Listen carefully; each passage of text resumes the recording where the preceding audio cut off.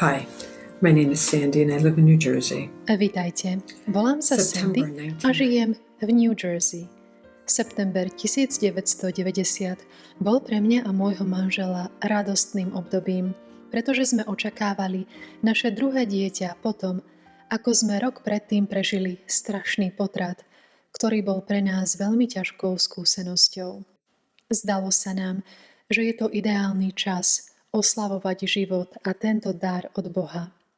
Tehotenstvo prebiehalo bez problémov, napriek všetkým dodatočným vyšetreniam, ktoré som musela podstúpiť, aby sme sa uistili, že je dieťa v bezpečí.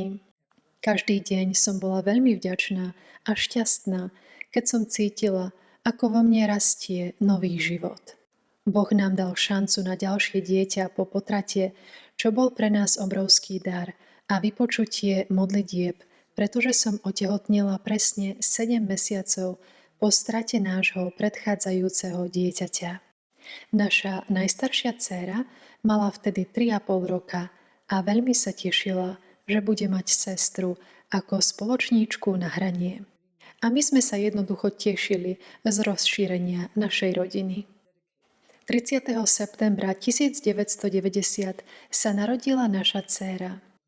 Keď sa ma zdravotné sestry v nemocnici opýtali, ako ju chceme pomenovať, už som vedela, že sa bude volať Kristen, čo znamená následovníčka Krista.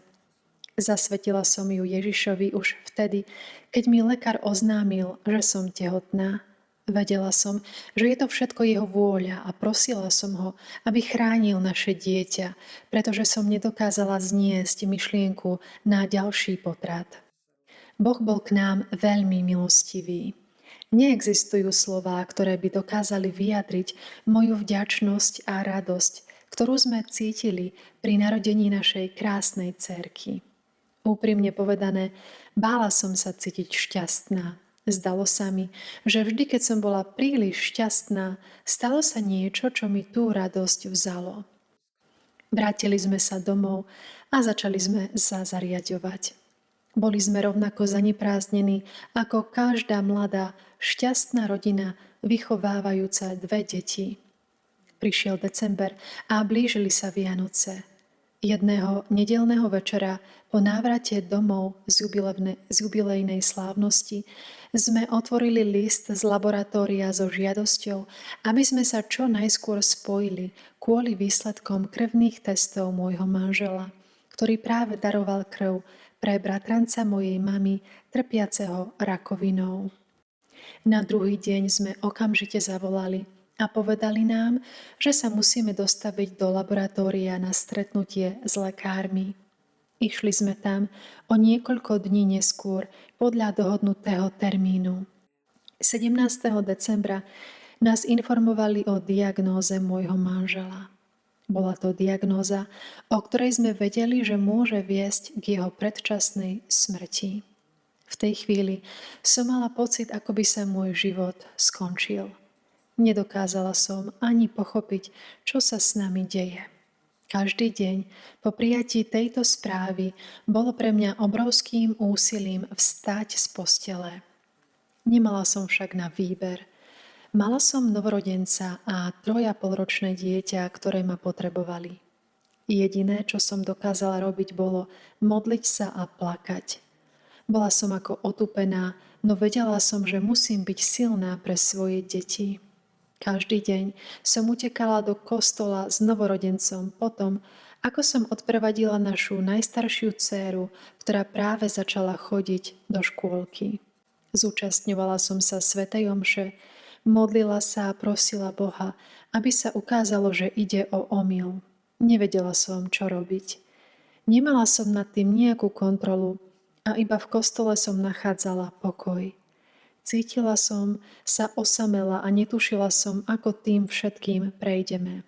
Naše rodiny boli rovnako zmetené a snažili sa nám pomáhať v každodenných povinnostiach, zatiaľ čo my sme začali hľadať informácie, navštevovať lekárov a podstupovať ďalšie vyšetrenia. A práve v tom čase, jednu nedeľu po svätej omši som spoznala pobožnosť k Božiemu milosrdenstvu.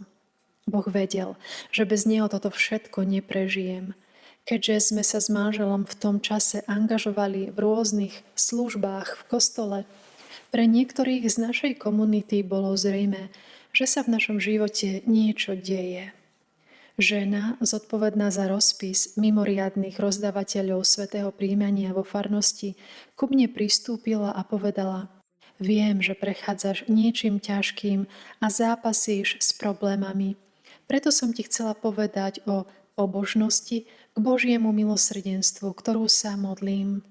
Podala mi lístok s textom modlitby a potom ma pozvala k sebe domov na modlitbu. Išla som tam v to popoludnie a odvtedy som sa týchto modlitieb zúčastňovala každú nedeľu, vždy, keď som mohla. Postupne som sa naučila modliť ju sama a robila som to každý deň s veľkou zbožnosťou. Akú veľkú útechu mi táto modlitba prinášala a prináša dodnes. Za každým, keď som sa modlila so skupinou, stále mi opakovali: Boh je s tebou v tvojom utrpení. Obetuj svoje utrpenia za tých, ktorí to potrebujú, za chorých a umierajúcich a za duševočistci. Spoj svoje utrpenia s utrpením Krista. Bola som veľmi vďačná za týchto anielov, pretože som vedela, že mi ich poslal Boh, aby ma naučili nielen pobožnosti k Božiemu milosrdenstvu, ale aj tomu, čo znamená utrpenie a dôvera. Oboznámili ma s denníčkom svätej Faustíny a rozprávali mi o všetkých jej skúškach a utrpeniach. Hoci je mnoho úryvkov, ku ktorým by som sa mohla vrátiť, chcem spomenúť tie, ktoré mi dali silu. Dcéra moja, neboj sa utrpení, ja som s tebou. Dcéra moja, utrpenie bude pre teba znamením, že ja som s tebou. Tieto Ježišove slová som prijala ako slová určené priamo môjmu srdcu. Tak veľmi som potrebovala vedieť, že Boh je pri mne a že pomôže našej malej rodine. Od svätej Faustíny som sa naučila, že ak spojím svoje utrpenia s Ježišovým umučením a obetujem ich za hriešnikov, nepôjdu na zmar a môžu zachrániť duše, a že trpiace duše sú najbližšie k Ježišovmu srdcu. Bola to veta, ktorú som počúvala už v detstve. Moja stará mama ju stále opakovala. Začala som teda o týchto slovách premýšľať a veriť im celým srdcom. Dali mi silu čeliť každému dňu. Roky plynuli. Každý nový rok som ďakovala Bohu za ďalší spoločný rok a za to, že moje deti majú stále svojho otca. Nikdy by som si nepredstavila, že diagnóza, ktorá v to decembrové ráno znela ako rozsudok smrti, môže byť jedného dňa považovaná za liečiteľnú chorobu. Že vedci nájdu viac než len jeden liek, ktorý bol dostupný v roku 1990 a že život môjho manžela bude zachránený a on bude môcť vidieť, ako naše deti dospievajú. V novembri môj manžel oslávil 68 rokov. Keď sme sa dozvedeli tú zdrvujúcu správu, mal 33 rokov. Vychovali sme naše dcéry, ktoré sú dnes vydaté a majú vlastné deti. Náš život bol ako horská dráha, plný vzostupov a pádov, niekedy veľmi náročný.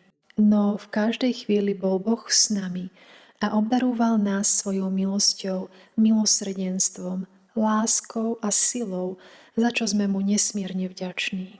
Nič, čo robím, alebo čo robíme, nebude stačiť na to, aby sme Bohu poďakovali za všetko, čo v našom živote urobil. Snažím sa však ustavične preukazovať druhým milosrdenstvo a lásku, ktoré boli preukázané nám.